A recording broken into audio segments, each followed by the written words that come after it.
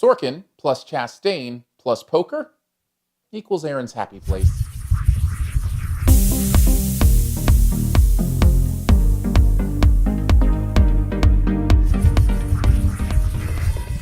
Is he cheating?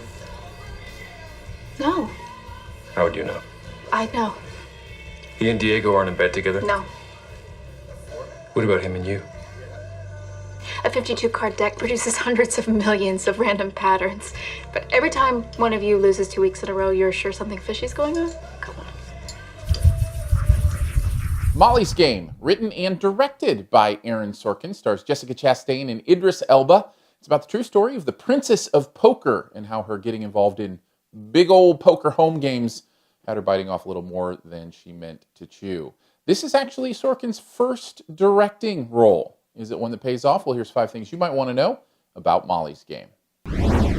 Yes, of course it pays off. How was I not going to enjoy this movie? I had a great time with it. Let's just start here. Aaron Sorkin is so good. His back and forth writing style, the walk and talks, the clever dialogue, all of that is so perfectly up my alley, and I loved it here. I love the way the characters spoke to each other. I love the way the words just bounced back and forth. I just think he's incredible. Now, I mentioned he's directing this as well, and I think he does a great job. Now, there are a few moments where I think a more seasoned director could have made better choices, and we'll talk about one very specific of those moments later. But for right now, just to say, I think he acquits himself very nicely as a director, and of course, as a writer, he's phenomenal. Of course, it helps when you've got Jessica Chastain and Idris Elba as your hole cards. Man, they are so good. Idris Elba, I think I'll just say is phenomenal in this and move on to Jessica Chastain because I love her so much doing this kind of role. I actually said this when I reviewed Miss Sloane last year, that it felt like Aaron Sorkin light. And the way she played that role gave me all the confidence that she could nail the Sorkin stuff going on here. And she does not let you down.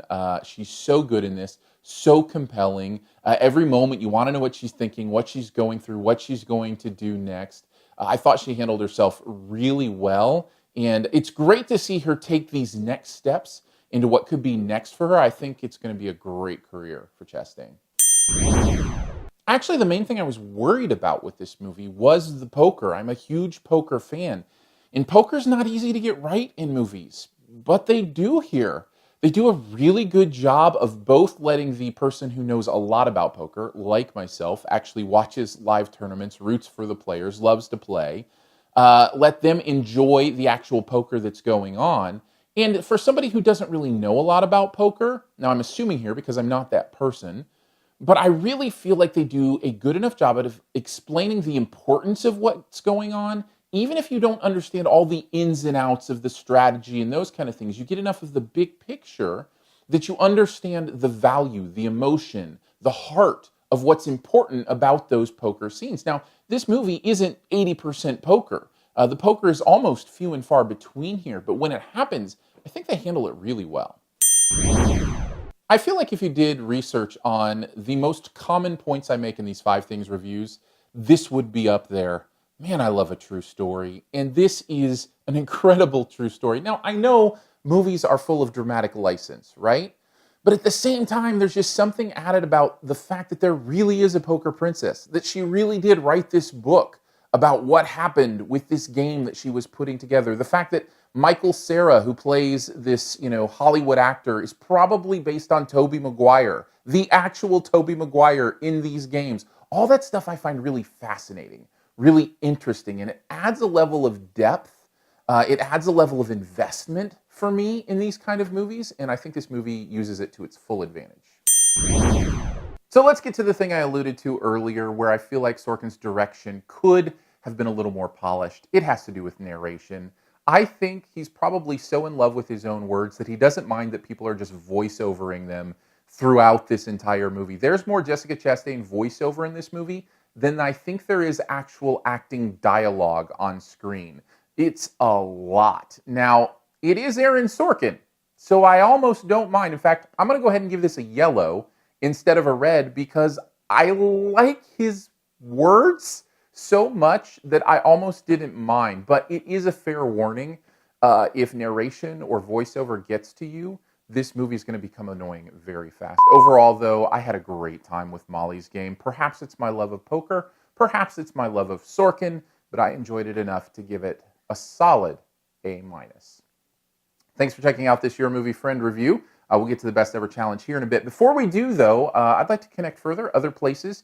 If you do the Twitter thing, let's hang out there. It's Aaron Dicer, Aarondicer, probably where I do most of my movie conversation with people that want to chat movies with me. Also, we can hang out at the podcast, SiftPop, SiftPop. Just search for that however you do your podcast. And if you don't do podcasts and you want to hear longer versions of these reviews and deeper discussions with me and other pop culture friends, figure it out. It's pretty easy. Most phones just have a program you can use to download all those episodes. So just search for it. SiftPop, SiftPop.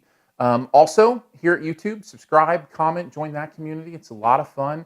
And thank you for your support financially. There is a growing group of people who throw dollars my way every single month, and it's absolutely humbling. Thank you for doing that. It actually keeps me doing these reviews. It means the world to me. You can do that at patreon.com/yourmoviefriend.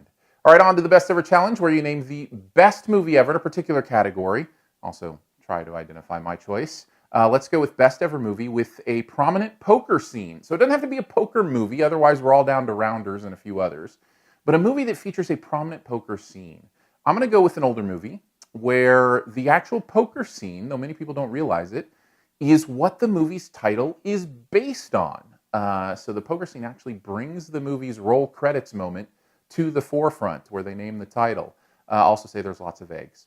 Take a guess at mine in the comments. First person to get it right does get a point. And as always, leave your choice there too. And I'll give you a few extra seconds here at the end when my face pops up to click subscribe. Just click right on that face.